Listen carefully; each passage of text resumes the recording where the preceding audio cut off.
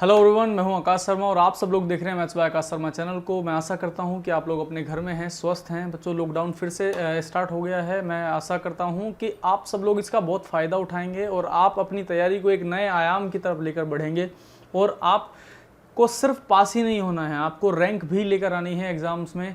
तो बच्चों, बहुत सारी मेहनत करनी पड़ती है उसके लिए, तो आप मेहनत करने के लिए तैयार रहें, पेन कॉपी लेकर बैठें। मैं आपको सिंपल इंटरेस्ट पढ़ा रहा था। सिंपल इंटरेस्ट में आज होने वाला है पार्ट 4।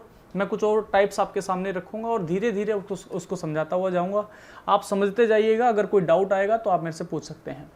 तो बच्चे, साधारण ब्याज में दर निकालने के लिए, साधारण आपके सामने एक पॉइंट लिखा हुआ है, साधारण ब्याज में दर निकालने के लिए जितने रुपए बढ़े बटे में समय, या साधारण ब्याज में समय निकालने के लिए जितने रुपए बढ़े बटे में दर %। आपको ये दोनों पॉइंट कब लागू करने हैं? जब आप मूलधन को 100 मानोगे।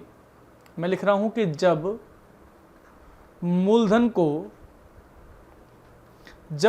को 100 मानकर हल किया जाए।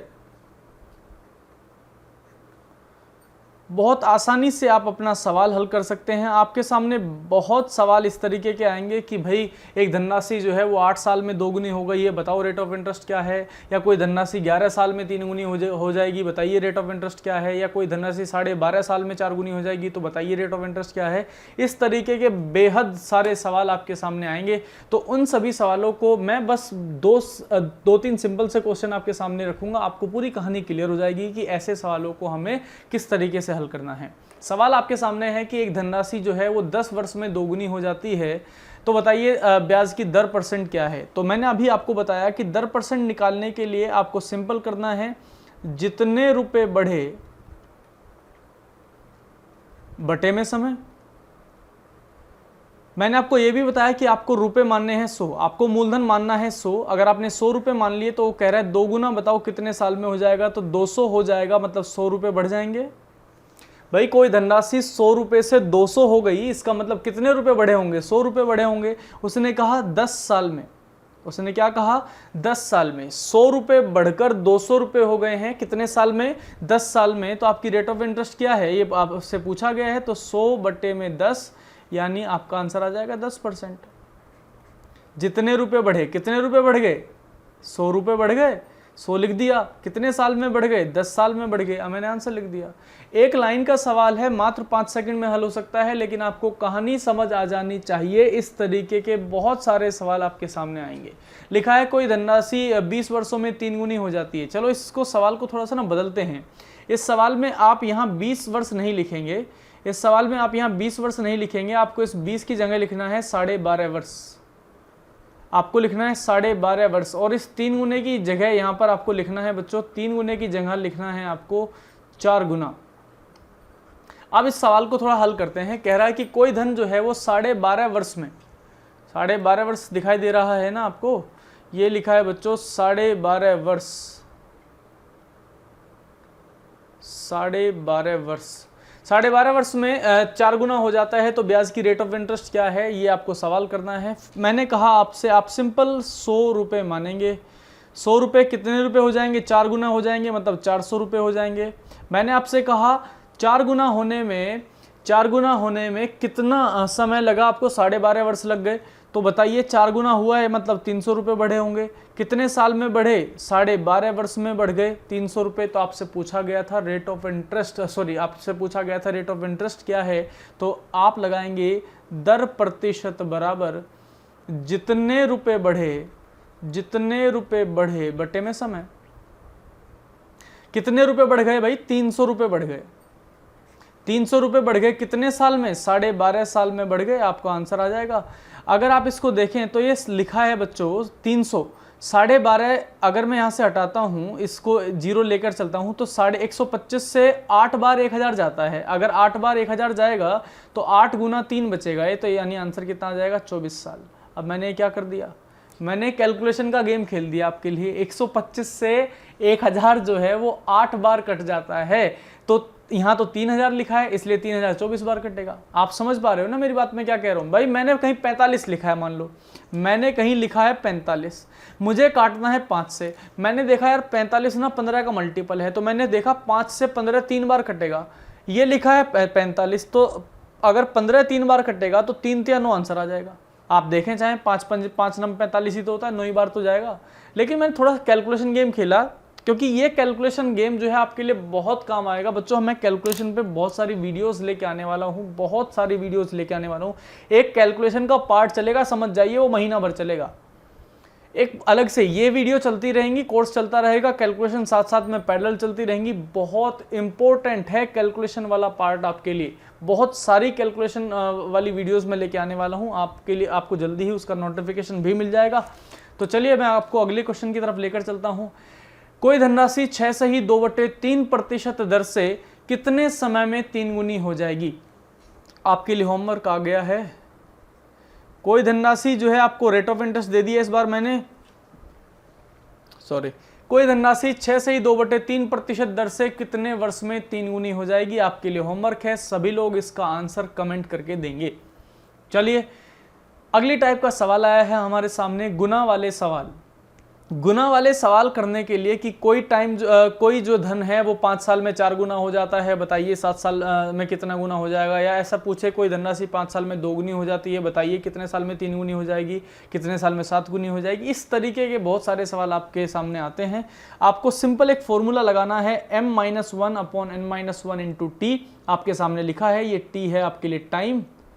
मैंने कहा m-1/n-1 इंटू टी, टी हमारे लिए है टाइम। ये जो m है ये बच्चों है जो पूछा जाए, जो पूछा गया है, यानी ये आपके लिए क्वेश्चन है। n जो है, n है जो दिया जाए, जो क्वेश्चन में आपको जानकारी दी गई है, जो क्वेश्चन में आपको जानकारी दी गई है वो है n, मतलब कितने गुना हो गया है वो है n, कितने गुना हो जाएगा वो है क्वेश्चन जो हमसे वो पूछ रहा है, और t है हमारे लिए टाइम। क्वेश्चन की तरफ लेकर चलता हूं, आपका टाइम भी वेस्ट नहीं होगा। तो बच्चों लिखा है 5 वर्ष में स्वयं की 2 गुनी हो जाती है। आप बताइए एक धनराशि 5 साल में जो है 2 गुनी हो जाती है, तो उसने n की वैल्यू कितने गुना दे दी? 2 गुनी। उसने क्वेश्चन क्या पूछा? उसने क्वेश्चन पूछा 6 गुना कितने साल में हो जाएगी, इसका मतलब m की वैल्यू उसने दी है हमको 6।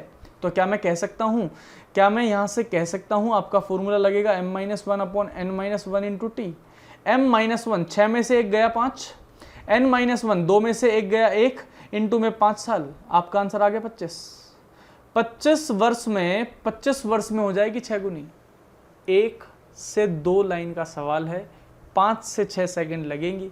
लेकिन इस सवाल को इतना छोटा करने के लिए आपको कॉन्सेप्ट समझना पड़ेगा, आपको सवाल समझना पड़ेगा, आपकी कैलकुलेशन पावर अच्छी होनी चाहिए, आपकी लर्निंग पावर अच्छी होनी चाहिए, और इन सबको बढ़ाने के लिए आपको कंटिन्यूअस मेहनत करनी पड़ेगी। बच्चे एक दिन में चमत्कार नहीं होते, लेकिन इतना जरूर है कि मैं जो समझाता हुआ जा रहा हूं, आप इनको जो है धीरे धीरे पढ़ते जाइए, कैलकुलेशन पर मेहनत कीजिए, पहाड़े पढ़िए। आपको लगता होगा कि यार मैं क्या बच्चे वाली वीडियोस देखूंगा, या मैं बच्चे वाली कॉपी उठा के जो है पहाड़े लिखने शुरू करूंगा। बहुत इंपॉर्टेंट है आपके लिए। आप में से बहुत सारे लोगों को कैलकुलेशन नहीं आती, 19 का पहाड़ा याद नहीं होगा। समझ में आ रही है मेरी बात? मैं क्या कहना चाह रहा हूँ? मैं कहना चाह रहा हूँ कि आप कैलकुलेशन पर ध्यान दीजिए। मैं तो सिखाने ही वाला हूँ थोड़े दिन के बाद कैलकुलेशन, लेकिन बच्चे आपको भी कैलकुलेशन पर खुद से मेहनत करनी चाहिए। स्क्वायर याद होने चाहिए, क्यूब याद होने चाहिए, गुणा आपको आसानी से करना है, जोड़ना आपको आसानी से है, बहुत सारी चीज़ें आपको समझनी पड़ेंगी, तब जाके कहीं ना कहीं आप एक मैथमेटिक्स सीखने के लायक बनेंगे। वैसे तो ये बहुत इंटरेस्टिंग सब्जेक्ट है, लेकिन कुछ लोगों को ये बहुत बोरिंग भी लगता है। मैथमेटिक्स देखते यार क्या पढ़ रहा हूँ, मतलब समझ में नहीं आता, तो आप तो दूर भागते हो। इससे तो दूर नहीं भागना है, आपको कैलकुलेशन पर मेहनत करनी है, मैथ्स ऑटोमेटिकली आपको आना चालू हो जाएगा। एक और सवाल मैं आपके सामने रखता हूं, एक धनराशि सरल ब्याज से 7 वर्ष में 3 गुनी हो जाती है, तो बताइए 5 गुनी कितने वर्षों में हो जाएगी। हमारे लिए क्वेश्चन जो आया है वो वैल्यू है m की, हमारी जो दिया गया है वो है n, और हमें टाइम दे दिया गया है 7 वर्ष। फॉर्मूला लगाएंगे m-1/n-1 into T. m-1/n-1 into T, 5 गुना 5 में से 1 जाएगा 4, 3 गुना 3 में से 1 जाएगा 2, इंटू में टाइम है 7 साल, 2 से 2 बार ये आ जाएगा 14 वर्ष। 14 वर्ष का वनवास आपको नहीं होने वाला, चिंता मत कीजिए, लॉकडाउन है जल्दी ही खत्म हो जाएगा। तो चलिए प्यारे बच्चों, इस सवाल का आंसर है 14 वर्ष। अगले सवाल की तरफ आपको लेकर चलता हूँ, ये भी इसी टाइप का सवाल है। तो बच्चे होमवर्क है आपके लिए ये सवाल। आप लोगों को 2 होमवर्क मैंने आज दिए हैं, 2 क्वेश्चन दिए हैं। आपको लोगों को इन क्वेश्चन का आंसर कमेंट करके मेरे को देना है, ताकि मैं ये समझ पाऊँ कि आपको क्वेश्चन समझ में आ रहे हैं। हालांकि आप लोगों की बहुत सारी प्रतिक्रियाएं आ रही हैं, आप लोगों को समझ में आ रहा है, आप हमें सपोर्ट कर रहे हैं, उसके लिए धन्यवाद।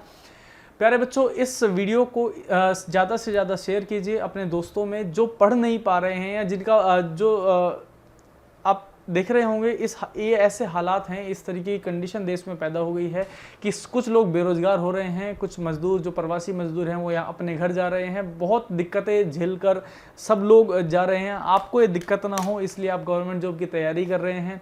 आप लोगों को मेहनत बहुत ज़्यादा करनी चाहिए। मैं आशा करता हूँ कि आप लोगों को मेरी बातें समझ में आती होंगी। आप लोगों का बहुत बहुत धन्यवाद हमें सपोर्ट करने के लिए। हम मिलेंगे अगली वीडियो में, तब तक के लिए धन्यवाद। अगर आपकी कोई क्वेरी है, अगर आपका कोई क्वेश्चन आता है तो आप जीमेल कीजिए, आप मेल कीजिए मेरे को, आप टेलीग्राम पर पूछ सकते हैं या आप इंस्टाग्राम पर पूछ सकते हैं, आप मेरे से फेसबुक पर सवाल पूछ सकते हैं। तो चलिए मिलते हैं अगली वीडियो में, तब तक के लिए नमस्कार।